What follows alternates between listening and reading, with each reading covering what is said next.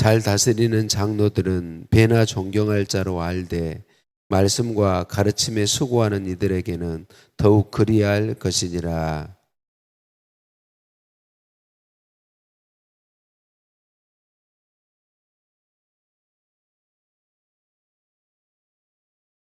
장로에 대한 고발은 두세 증인이 없으면 받지 말 것이요.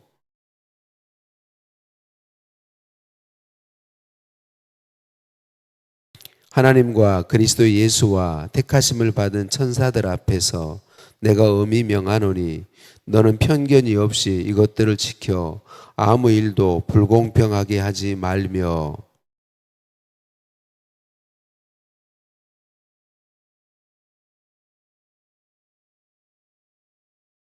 이제부터는 물만 마시지 말고 내 위장과 자주 나는 병을 위하여는 포도주를 조금씩 쓰라.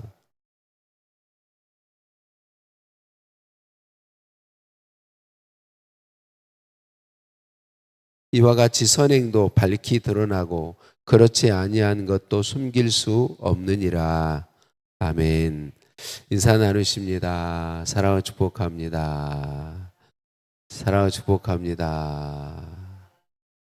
할렐루야. 우리를 사랑하신 하나님께 찬양과 감사를 올려 드립니다. 어제 말씀에 교회에서 지도자가 목회자가 성도들의 존중하는 태도에 대해서 말씀을 나누었어요. 오늘은 오늘 말씀도 존중에 대해서 말씀하시는데 가르침과 섬김을 받는 성도의 입장에서 지도자를 존중하라라는 말씀을 담고 있는 것을 볼 수 있어요.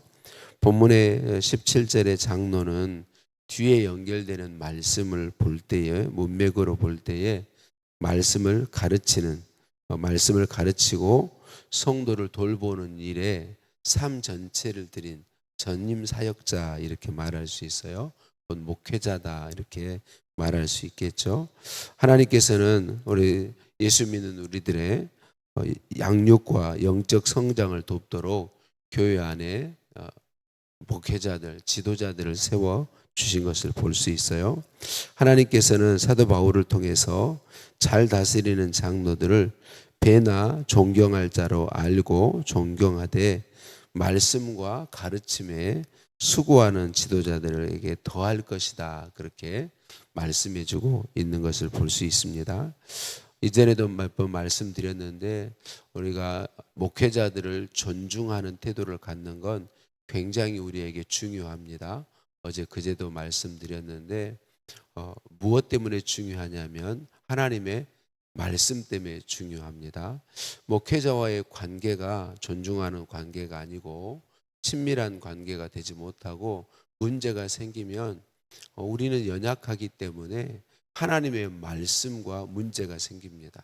그래서 말씀이 제대로 들려지지 않게 되고 말씀을 온전히 먹고 살아가기가 어렵게 되는 것이죠. 그래서 우리에게 정말 중요한 것 목회자와 관계가 바로 되는 게 정말 중요합니다.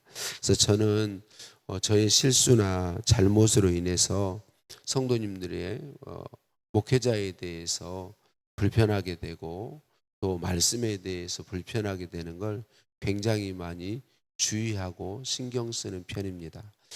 다른 일에도 연약해서 힘들어할 때가 있지만 제일 힘들 때는 그런 때예요.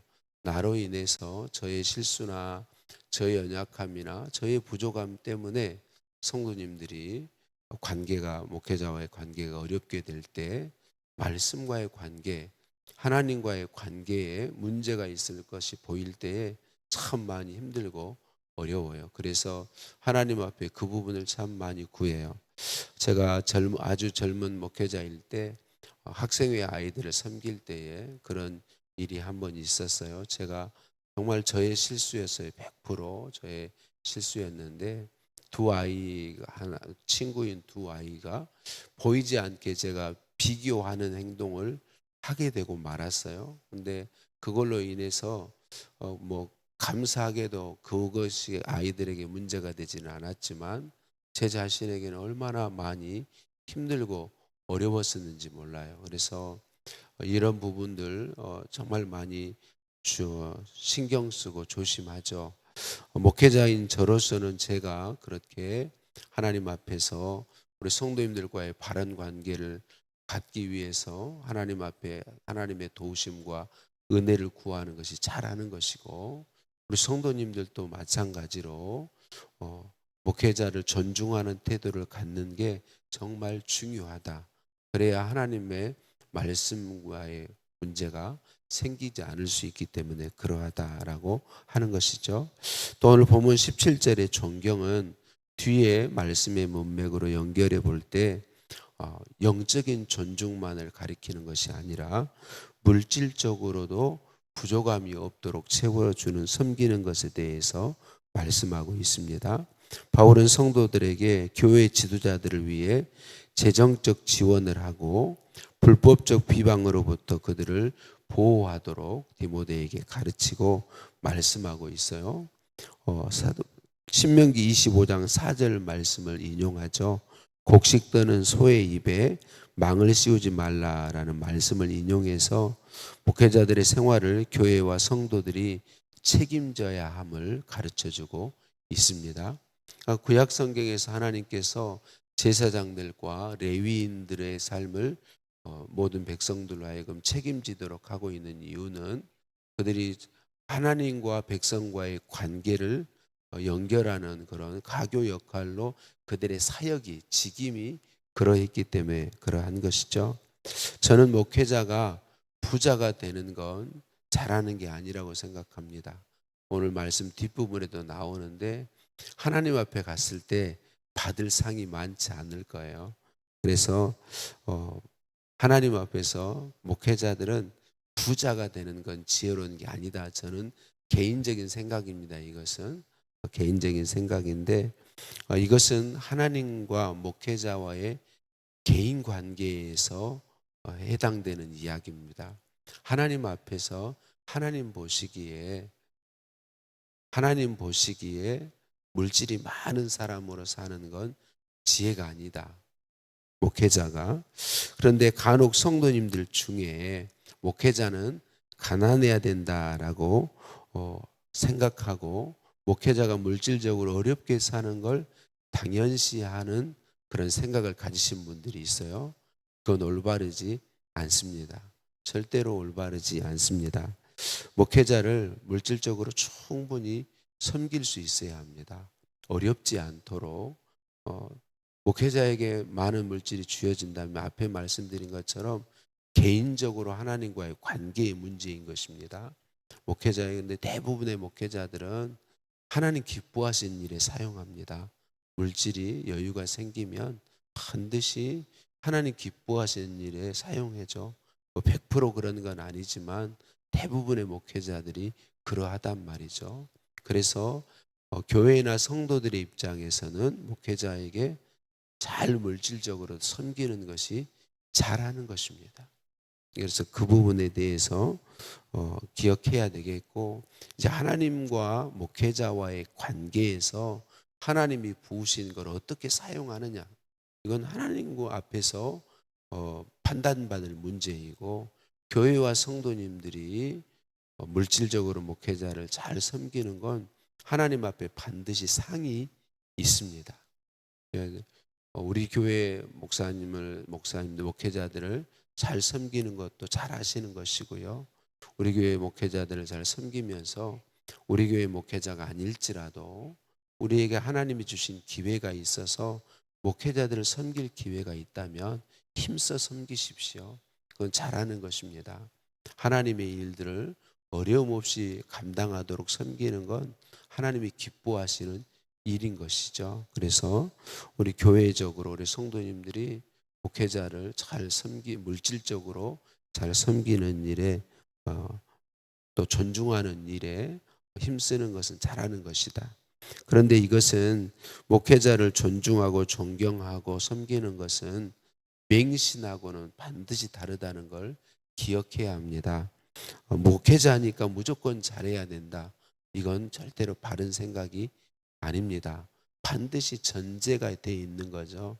목회자가 하나님 보시기에 바르게 서 있어야 하고 가르침이 발라야 합니다. 바른 가르침을 성경적 근거에서 바른 가르침을 가지고 가르친다는 것에 전제가 있어야 되는 거죠. 그런 전제 하에서 목회자도 사람이기 때문에 실수할 수 있습니다. 그런 실수에 대해서 하나님 앞에 기도하며 덮을 수 있는 그런 모습도 있어야 되고, 그래서 목회자에 대한 송사는 두세 증인이 없으면 받지 말라 이렇게 말씀하죠. 여기서 두세 증인은 그냥 말하는 게 아니라 목회자의 어떤 지금 언급되고 있는 그 잘못의 죄에 대해서 분명한 증거를 가진 증인을 가리키는 것입니다. 명확한, 분명히 그냥 떠도는 소문이나 그랬다더라 라는 이런 것이 아니라 분명한 잘못이 그게 목회자로서 바르지 않은 게 분명한 사실을 가진 것을 이야기하죠. 그러니까 기본적으로 지도자들을 보호하도록 그렇게 말씀해주고 있는 것이죠. 이 부분은 참 중요한 부분입니다. 그러나 말씀드린 것처럼 목회자가 징계받아야 될 사유가 분명할 때는 교회법에 따라서, 성경에 근거한 교회법에 따라서 징계해야 합니다. 우리나라가 신앙이 참 많이 여러 가지가 병들고 세상과 비슷해져 버린 그런 모습 중에 모습들이 뭐냐면 징계가 없어졌다는 것입니다. 교회에서 성도님들에 대한 징계도 많이 사라지고, 목회자들도 마찬가지죠. 분명하게 바르지 않은 것에 대해서는 성경적 근거를 가지고 교회법에 따른 징계가 있어야 합니다. 이런 부분들이 있어야만 바르게 우리의 신앙을 지켜나갈 수 있습니다. 근데 목회자니까 무조건 보호해야 된다, 이것은 절대로 바른 것이 아니다라는 걸 우리는 기억해야 되겠습니다. 그래서 생명의 삶 해설에서 이렇게 말해주고 있어요. 바울은 성도들에게 교회 지도자들을 위해 재정적 지원을 하고 불법적 비방으로부터 그들을 보호하라고 명합니다. 또한 지도자들에게는 엄격한 기준에 부합한 삶을 요구합니다. 성도는 교회를 섬기는 이들이 궁핍하지 않도록 재정적으로 지원하고, 그들이 악한 마귀의 시험에 걸려 넘어지지 않도록 잘 살펴야 합니다. 사단은 교회 지도자들을 실족하게 함으로써 교회를 무너뜨리려 하기 때문입니다. 공동체의 말씀 양육과 영적 성장을 위해 수고하는 직분자들을 위해 기도하고 그들의 힘과 위로가 되는 것은 하나님 나라를 세우는 일입니다. 이렇게 가르쳐주고 있습니다. 그래서 기본적으로 우리가 주님의 은혜를 받아서 주님이 세우신 목회자들을 존중하는 태도를 갖는 것, 잘하는 것이다. 재정적으로 어렵지 않도록 섬기는 거 잘하는 것이다. 이걸 기억하고 하시되, 또 그러나 바르지 않은 맹신으로는 빠지지 않아야 할 것입니다. 23절 말씀에 디모데를 향한 바울의 세심한 배려를 볼 수 있습니다.